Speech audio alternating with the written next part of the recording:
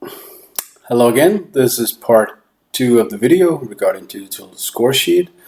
In the first video we saw the basic functions in the Scoresheet, which is registering points, fouls and timeouts. What I'm going to show you now is how to extend that with assists, rebounds, substitutions and stuff like that. And I'm going to show you how to also delegate these tasks between different people, so you don't have to have one person doing everything. Okay, so what I'm going to do is I'm going to switch to the game that I started in the first video. I'm just going to go to my browser, just a second, like that. Okay, so this is the game. If I click the upper right corner here, you can see what kind of tasks is available, and you can see right now I'm only doing the essentials, which means fouls, points and timeouts. But I'm selecting now also to do assists, and as you can see there's another guy who's doing misses and turnovers and a third guy who's doing substitutions. Okay, so this is my view now because I have assists. I'm going to switch to the second guy. He's right here. He has, you can see miss here. He registers missed shots and turnovers. And we have a third guy doing substitutions. I'm just going to do that from my phone because normally you wouldn't use a computer, you would use a phone or a tablet or stuff like that. I'm only using a computer to demonstrate on this video. Okay.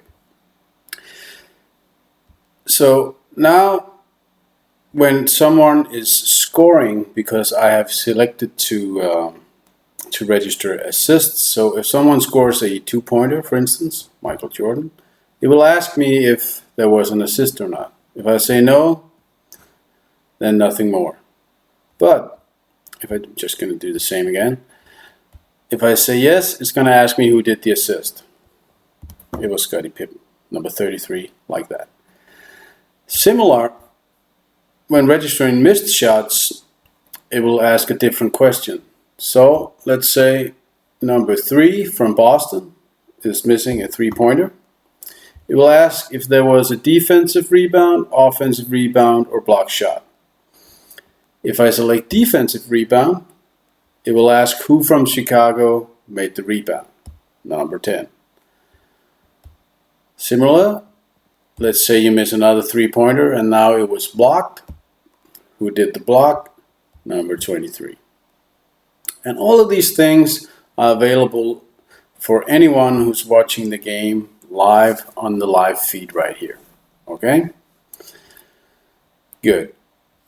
Turnovers is almost like missed shots because usually when there's a turnover, something else might happen. And I'm just going to click a turnover. It's a little bit more difficult because there's a lot of different turnovers and we like to register exactly what was wrong. That's good for the coach. So let's say I made a turnover and I made travel. I'm just going to show you real quick how to do it and then I'm going to do it slowly afterwards. So Larry Bird, he lost the ball with a travel. I'm just going to say turnover, 33, travel, like that. And as you can see live, turnover, traveling, Larry Bird, his first turnover. Okay, this time I'm going to do it a little bit more slowly. Let's say Michael Jordan does a turnover. Because when I click turnover, select the number, I have 10 different options. And you only need to practice this for, 5-10 minutes, then you know what this is. It is steals, out of bounds, traveling, double dribble, backcourt violation, 5, 3, 8, 24 seconds. And this is unspecified, like if the referee bumped into you or something like that, something that's not available elsewhere. But when I select what kind of turnover, it might ask me a different question. So if I'm just throwing the ball out of bounds, there's no more questions. But if I select that the guy who made the turnover was because the ball was stolen, it will ask me who stole the ball, like that. And like I said, everything is available from the live feed instantly. Good.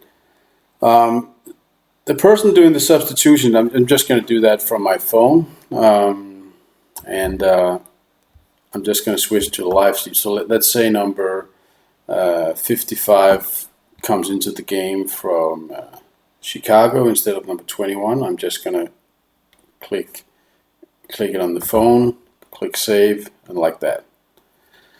To see it here in the video, I'm going to show you how it looks on the phone. It's something like this. You click the team, and you select the person who's going in and the one who's going out, save, and that's it.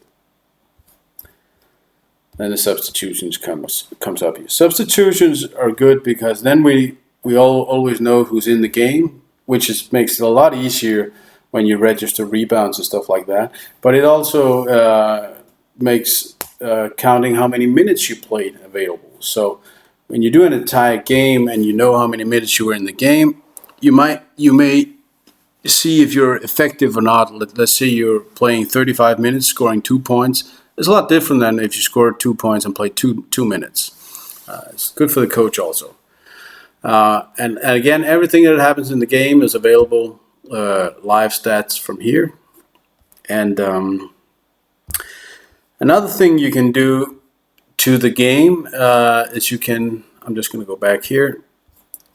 And here, you can see there are two other options here below. There's an option called custom.